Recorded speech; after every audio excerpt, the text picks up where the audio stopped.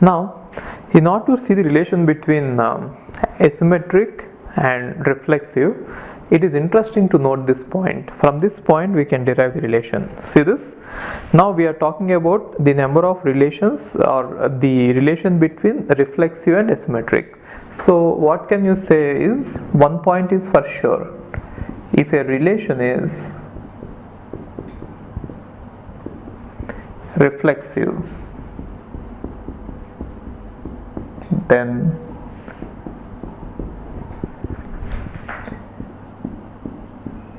it cannot be asymmetric. So why is this so? If a relation is reflexive, then it cannot be asymmetric. Why is this so? The reason is simple. If a relation is reflexive, it is going to contain all the diagonal elements, and now even if you have one diagonal element, the relation cannot be asymmetric. That is why no reflexive relation can ever be asymmetric, which means there will be no relation which is both reflexive and asymmetric. So if you see these two sets, the two sets can be written like this: this is reflexive and this is asymmetric. We can write like this, isn't it? Now we have already seen what is n of a, number of asymmetric relations possible. We have just seen this, isn't it? And we have already seen what is reflexive relations, number of reflexive relations. So it is going to be, this is the number of reflexive relations. Now what can you say about various questions? They might ask you the number of relations which are either reflexive or asymmetric, like this. Then it is nothing but n of a union n of r. You need not subtract a intersection r, and in fact we know that n of a intersection r, which means number of relations which are both reflexive and asymmetric, is going to be 0. Therefore even if you subtract it, it is fine, because you are going to get anyway 0 there, right? So like this. And then they might ask you what is the number of relations which are asymmetric but not reflexive, like this: n of a minus r, which is nothing but n of a, because every asymmetric relation is not going, no asymmetric relation is going to be reflexive. Similarly they might ask you what is the number of reflexive relations which are not asymmetric, which is nothing but n of r, because no asymmetric relation is going to be reflexive, right? And similarly they might ask you what are the number of relations which are neither reflexive nor asymmetric, which means n of r union a whole complement, which is going to be n of u, the total number of relations, which is 2 power n square, minus n of r union a. Got it? So this way you can answer all the questions possible. So what is the basic point here? If you can understand this point, then you know that you have to draw the diagram like this, and from this diagram all the questions will be easy to answer. Okay. Hi, if you are planning to do masters, then doing masters abroad is better than doing masters in India. I'll give you all the reasons.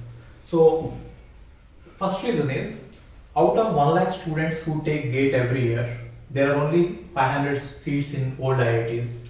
So all the IITs put together have an acceptance rate of 0.5%, and IITs, universities better than IITs, they have very good acceptance rate like 30%, 40%, but all the IITs put together have an acceptance rate of 0.5%.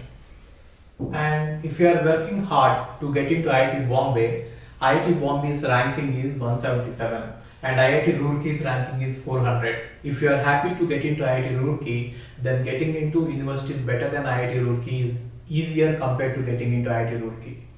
And looking at the salaries for computer science, for software jobs, if you have done your masters in computer science in US, the salaries are ranging from 80 lakhs per year to 1.2 crore per year.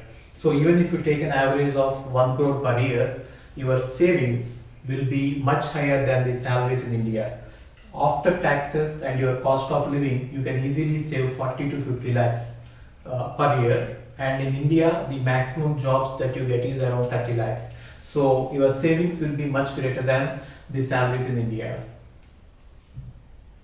And these are all the services that we provide. University shortlisting. So depending on your profile, we will shortlist what are the universities that you have to apply, and statement of purpose building, and then LOR guidance, and GRE and English test assistance, and education loan assistance. So you don't have to have any collateral, which means without any security, now you can get education loan. Getting education loan is very simple these days, and whatever the amount of fee that you have a range of universities. You can apply for 10 lakh universities, 20 lakh universities, or 50 lakh universities. But whatever it is, you are going to get complete education loan, and you can pay off your education loan in 1 year after you get a job. And then we do visa assistance, mock visa interviews, and then connecting with the university alumni. So now you might ask why we should join Game of Visas. So the answer is we have 90% success rate, 99% success rate. And these are all the destinations that we guide the students to.